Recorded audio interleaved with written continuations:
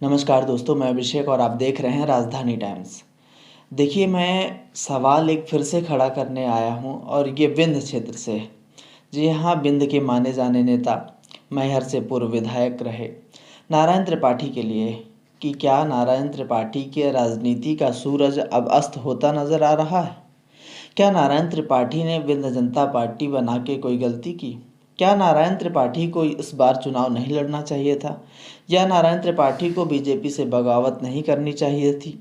बहुत सारे सवाल हैं। मुद्दा सिर्फ एक, नारायण त्रिपाठी का चुनाव लड़ना कितना सही, और इस तरह की हार से क्या नारायण त्रिपाठी की राजनीति का सूरज अस्त हो रहा है?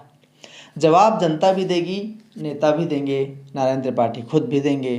कि अब आगे की योजना उनकी क्या है? सबसे बड़ा सवाल तो ये हो जाता है, क्योंकि यहाँ से योजना आगे की क्या होगी, इस पर एक प्रश्न चिन्ह भी लग जाता है और साथ ही जिज्ञासा भी हो जाती है कि इस तरीके की हार के बाद आगे ऐसा नेता क्या कर सकता है।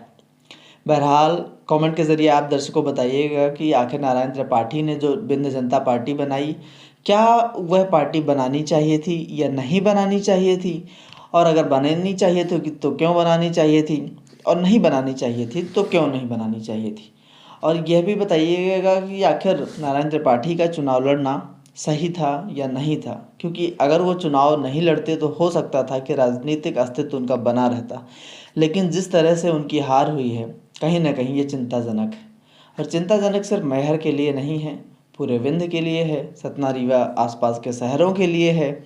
मैहर के लिए तो है ही, मैहर ज़िला भी बन गया है, उसका श्रेय भी कई नेताओं ने लिया। नारायण त्रिपाठी खुद कहते रहे कि ये तो मेरी वजह से बना है।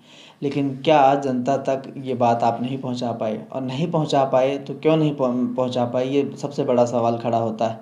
यही सवाल हमने कांग्रेस के नेता जो हैं, कमलनाथ हैं, उनके ऊपर भी खड़ा किया था कि इनको साइडलाइन होना चाहिए या नहीं होना चाहिए।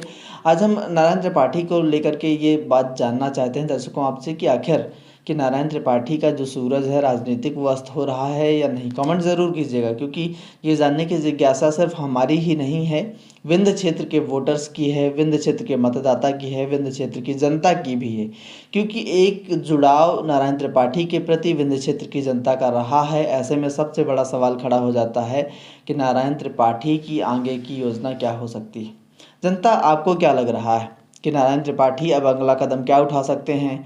क्या विंध्य जनता पार्टी को वो आगे फैलाएंगे या उसको यहीं पर समेट कर रख देंगे? क्योंकि विंध्य जनता पार्टी ने कहीं भी कोई प्रत्याशी नहीं जीता, ना ही कोई प्रत्याशी कहीं पे टक्कर दे पाया है।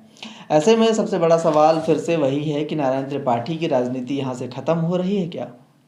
इस सवाल का जवाब तो आप देंगे ही, साथ ही कमेंट के ज़रिए यह भी बताइएगा कि आखिर मध्य प्रदेश की राजनीति में हमने जो सवाल पूछा था कि कमलनाथ को रहना चाहिए कांग्रेस की ओर से या नहीं रहना चाहिए, इसका भी जवाब दीजिएगा।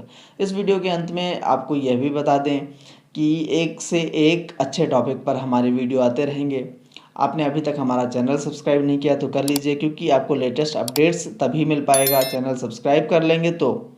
ऐसे में अब आपको यह भी बता दें कि आखिर नारायण त्रिपाठी की अगली योजना क्या हो सकती है हमारे हिसाब से।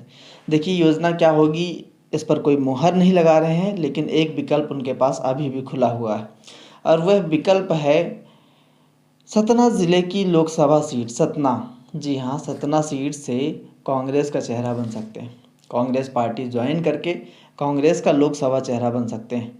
सबसे बड़ी चीज़ अब उनके पास यही बनी हुई है, यही हथियार है।